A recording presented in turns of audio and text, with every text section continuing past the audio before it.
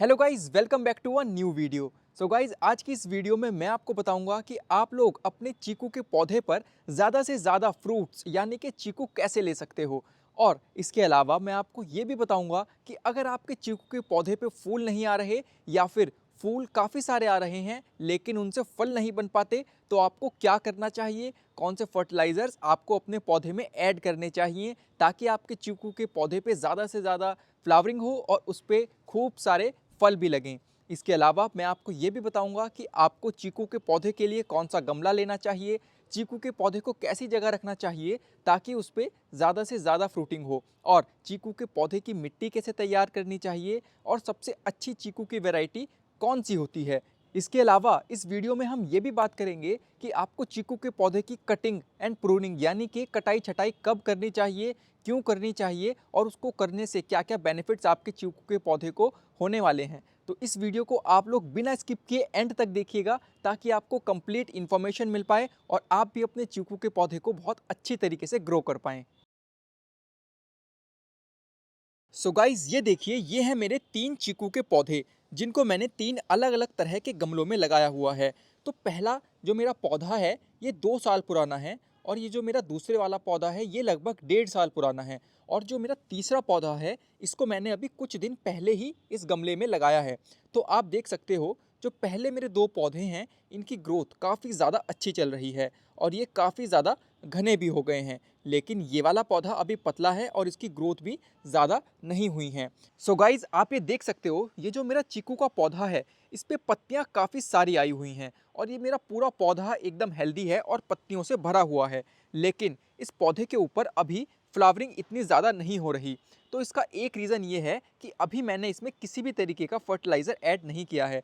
सो आज इस वीडियो के अंदर लाइव मैं आपको अपने प्लांट्स के अंदर फर्टिलाइज़र ऐड करके दिखाने वाला हूँ, और आपको मैं 3 ऐसी चीज़ें बताऊँगा जो बहुत ज़्यादा सस्ती होती हैं और उनको यूज़ करके आप अपने प्लांट्स पे बम्पर फ्लावरिंग ला सकते हो, और आपके पौधे के ऊपर जब फ्लावरिंग आएगी तो वो गिरेगी भी नहीं, उनसे फ्रूट भी बनेंगे। सो गाइज, ये हैं वो 3 चीज़ें जिसको यूज़ करके हमारे पौधे में नाइट्रोजन, फॉस्फोरस और पोटेशियम की कमी पूरी होगी और हमारे पौधे अच्छे फ्लावर्स और फ्रूट्स प्रोड्यूस करेंगे।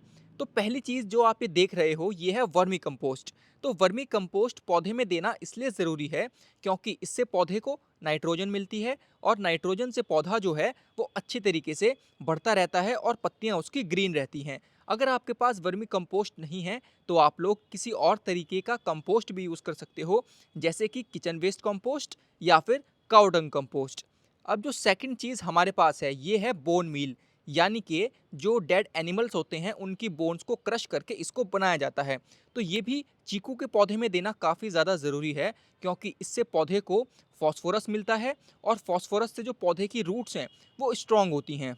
और अगर आपके पास बोन मील नहीं है तो आप इसकी जगह रॉक फॉस्फेट का भी यूज़ कर सकते हो, और रॉक फॉस्फेट का यूज़ वो लोग भी कर सकते हैं जिनको बोन मील यूज़ करने में प्रॉब्लम होती है, क्योंकि ये डेड प्लांट्स की जो बोन्स है उससे बनाया जाता है। अब जो हमारे पास थर्ड चीज़ है ये है एक बहुत ही ज़्यादा मैजिकल चीज़ जो हमारे पौधे पे फ्रूट्स भी लाएगी और फ्लावर्स को भी बढ़ाएगी।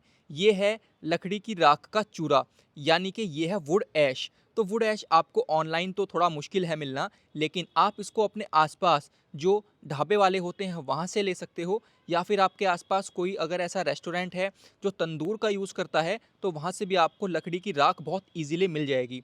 तो इसके अंदर होता है पोटेशियम, और पोटेशियम आपको अपने पौधे में देना काफ़ी ज़्यादा ज़रूरी होता है क्योंकि इससे ही पौधे के ऊपर काफ़ी सारे फ्लावर्स और फ्रूट्स आते हैं। तो ये तीनों चीज़ें आज हम अपने इन 3 पौधों में देने वाले हैं, और इनकी डोसेज भी मैं आपको बताने वाला हूँ। लेकिन फर्टिलाइज़र ऐड करने से पहले एक चीज़ करना काफ़ी ज़्यादा ज़रूरी है, जो कि है मिट्टी की टिलेज यानी कि गुड़ाई। तो आपको कोई भी फर्टिलाइज़र देने से पहले मिट्टी की हल्की सी गुड़ाई ज़रूर करनी है।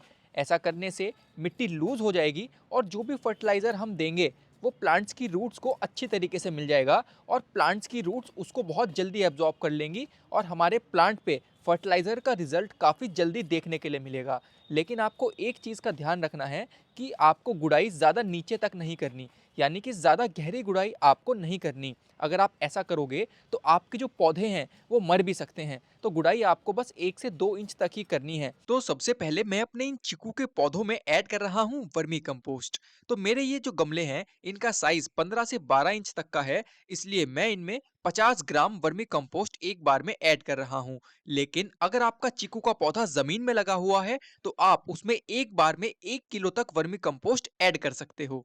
तो अब मैं ऐड कर रहा हूँ अपने तीनों पौधों में bone meal. Bone meal phosphorus और कैल्शियम का एक काफी अच्छा सोर्स है और ये एक स्लो रिलीजिंग फर्टिलाइजर है जो सॉइल की हेल्थ को भी काफी अच्छा कर देता है। और बोन मील एक 100% सेफ एंड ऑर्गेनिक फर्टिलाइजर है। एक गमले में मैं 25 से 30 ग्राम तक बोन मील ऐड कर रहा हूँ। अगर चीकू का पौधा जमीन में लगा हुआ है तो आप 400 से 500 ग्राम बोन मील एक पौधे में ऐड कर सकते हो। तो अब मैं अपने तीनों पौधों में डाल रहा हूँ वुड ऐश यानी कि लकड़ी की राख। तो गमले में लगे हुए चीकू के पौधों में आप 25 से 30 ग्राम तक वुड ऐश का यूज कर सकते हो। वहीं अगर पौधा जमीन में लगा हुआ है तो आप 300 से 400 ग्राम तक वुड ऐश डाल सकते हो। वुड ऐश एक बहुत ही ज्यादा सस्ता और इको फ्रेंडली प्रोडक्ट है जो आप सबको जरूर यूज करना चाहिए। इसके बाद आपको इन तीनों चीजों को मिट्टी में अच्छे तरीके से मिक्स कर देना है। अगर आप इन फर्टिलाइजर को मिट्टी में अच्छे तरीके से मिक्स नहीं करोगे तो ये एक ही जगह पे काफी सारे न्यूट्रिएंट्स रिलीज कर देंगे, जिससे चीकू के पौधे की जड़ें खराब भी हो सकती हैं। इसलिए मिट्टी में फर्टिलाइजर्स को अच्छे तरीके से मिक्स करना काफी ज्यादा जरूरी होता है।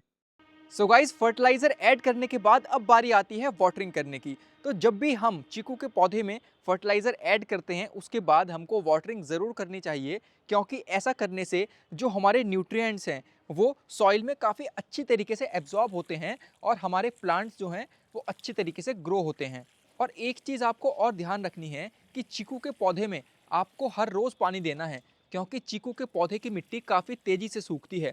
लेकिन अगर आपको लगे कि पौधे की मिट्टी गीली है तो उस टाइम आपको पौधे में पानी नहीं देना। अगर आप ज़्यादा पानी दोगे तो उससे भी चीकू के पौधे की जो जड़ें हैं वो ख़राब हो सकती हैं और आपका चीकू का पौधा भी अल्टीमेटली मर सकता है। तो पानी आपको तभी देना है जब आपको मिट्टी सूखी हुई नज़र आए, यानी कि ड्राई लगे। तो चलिए गाइज, अब मैं आपको बताता हूँ कि अगर आप लोग चीकू के पौधे को गमले में लगाना चाहते हो तो आपको किन 5 बातों का ध्यान रखना चाहिए। नंबर 1 है लोकेशन। तो चीकू के पौधे को आपको ऐसी जगह रखना है जहाँ पे गमले के ऊपर और पौधे के ऊपर कम से कम भी 6 से 7 घंटे की डायरेक्ट सनलाइट आती रहे, यानी कि पौधे को धूप मिलती रहे। इस पौधे को जितनी अच्छी धूप मिलेगी ये उतनी ही तेजी से फैलेगा और ये उतना ही हरा भरा और घना बना रहेगा। अब दूसरी चीज़ आती है इसका पॉट साइज़। तो पॉट साइज़ आपको ऐसा लेना है जिसमें कम से कम 25 से 30 किलो मिट्टी आ सके। अगर आपका पौधा छोटा है तो आप शुरू में 1 से 2 साल इसको छोटे गमले में भी लगा सकते हो जिसमें 15 से 20 किलो मिट्टी आती है, लेकिन उसके बाद आपको इसको बड़े गमले में शिफ्ट करना ही पड़ेगा। कम से कम 25-30 किलो मिट्टी उसमें आनी चाहिए। अगर उससे भी बड़ा गमला आप लोगे तो आपका चीकू का पौधा और भी तेजी से ग्रोथ करेगा। सो गाइज, अब तीसरी चीज आती है बेस्ट वैरायटी। तो अगर आप लोग भी चीकू के पौधे को गमले में लगाकर उससे ज़्यादा चीकू लेना चाहते हो तो आपको इन 2 वैरायटीज़ को ही गमले में लगाना चाहिए। पहली है क्रिकेट बॉल चीकू। तो क्रिकेट बॉल चीकू वैरायटी के ऊपर जो चीकू लगते हैं वो क्रिकेट बॉल की तरह एकदम गोल होते हैं और उनका साइज भी काफ़ी ज़्यादा बड़ा होता है। और दूसरी है काला पत्ती चीकू। तो काला पत्ती चीकू भी एक काफ़ी अच्छी चीकू की वैरायटी है। इस वैरायटी के जो चीकू होते हैं उनके ऊपर जो लॉन्ग चीकू है वो आता है, यानी कि थोड़ा सा लंबा चीकू लगता है और वो भी काफ़ी इजीली आप लोग गमलों में लगा सकते हो। तो ये जो 2 वैरायटी मैंने आपको अभी बताई हैं ये वही 2 वैरायटीज़ हैं जो इंडिया के किसान ज़्यादातर अपने खेतों में लगाते हैं, क्योंकि इस वैरायटी की केयर भी काफ़ी कम करनी पड़ती है और इस वैरायटी के ऊपर जो बीमारियां हैं, जो कीड़े हैं, वो भी काफ़ी ज़्यादा कम लगते हैं। सो गाइस, अब फोर्थ चीज़ आती है प्रूनिंग। तो आपको अपने पौधे की प्रूनिंग साल में एक बार ज़रूर करनी चाहिए। प्रूनिंग मतलब कटाई छटाई। तो कटाई छटाई करना इसलिए ज़रूरी होता है क्योंकि ऐसा करने से पौधे के ऊपर ज़्यादा फ्लावर्स आते हैं। लेकिन आपको चीकू के पौधे की जो प्रूनिंग है वो साल में केवल एक बार करनी है और वो भी तब करनी है जब इस पौधे का डॉर्मेंट सीजन एंड होता है, यानी कि विंटर सीजन खत्म होने के बाद। तो जैसे ही विंटर सीजन खत्म होता है और स्प्रिंग सीजन स्टार्ट होने वाला होता है, इस टाइम के बीच में आप अपने पौधे की हल्की कटाई छटाई कर सकते हो और कटाई छटाई करते समय आपको पौधे में से जितनी भी डेड ब्रांचेज हैं वो काट के बाहर निकाल देनी है, या फिर आपके पौधे में आपको जहाँ पे भी ओवर ग्रोथ दिखे आप उसको भी थोड़ा सा कट कर सकते हो। ऐसा करने से आपका पौधा भी अच्छा बना रहेगा और आपका पौधा मजबूत रहेगा और पौधे के ऊपर ज़्यादा ब्रांचेज आएंगी, और ज़्यादा ब्रांचेज आएंगी तो पौधा ज़्यादा फ्लावरिंग करेगा, और जितनी ज़्यादा फ्लावरिंग होगी उतने ही ज़्यादा चीकू आपके पौधे के ऊपर लगेंगे। सो गाइज, अब फिफ्थ और लास्ट पॉइंट आता है सॉइल प्रिपरेशन। तो जब भी आप कोई नया चीकू का पौधा गमले में या फिर ज़मीन में भी लगा रहे हो तो आपको मिट्टी कुछ खास तरीके से बनानी है। आपको नॉर्मल मिट्टी में ही इसको पौधे को नहीं लगा देना। सबसे पहले आपको 50% गार्डन सॉइल लेनी है और उसमें मिलाना है आपको 50% कोई भी ऑर्गेनिक कंपोस्ट। ऑर्गेनिक कंपोस्ट में आप लोग काउडंग कंपोस्ट का भी यूज़ कर सकते हो, या फिर आप लोग वर्मी कंपोस्ट का भी यूज़ कर सकते हो, या फिर आप लोग किचन वेस्ट कंपोस्ट का भी यूज़ कर सकते हो, और इन तीनों चीज़ों के अलावा आप लोग लीफ कंपोस्ट का भी यूज़ कर सकते हो।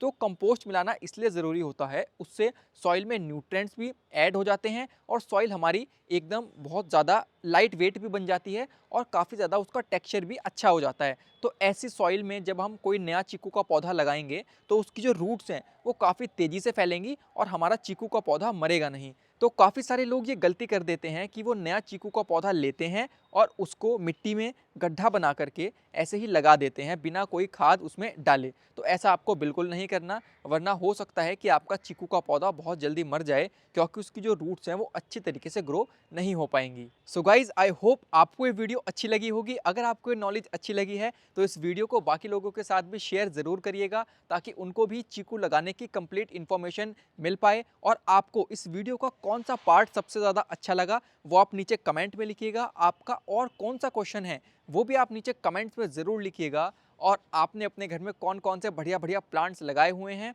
वो भी आप नीचे कमेंट में लिख सकते हैं। तो दोस्तों, मैं मिलूंगा आपसे एक नई वीडियो में। टिल देन आप लोग पेड़ पौधे लगाते रहिए और धरती को हरा भरा बनाए रखिए। जय हिंद, वंदे मातरम।